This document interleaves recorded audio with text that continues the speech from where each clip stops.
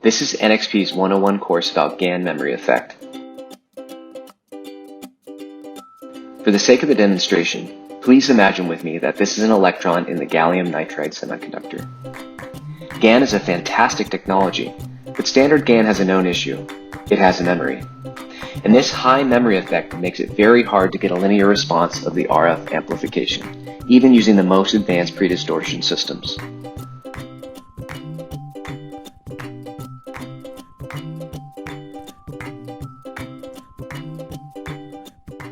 Let me explain.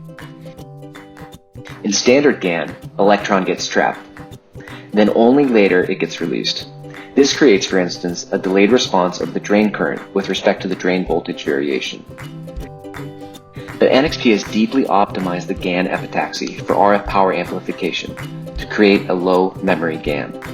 A GaN that does not have a memory of where the electrons are. A GaN that does not trap electron, enabling a faster, linear response.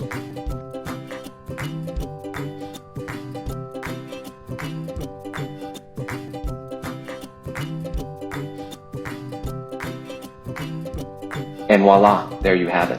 Thank you for watching.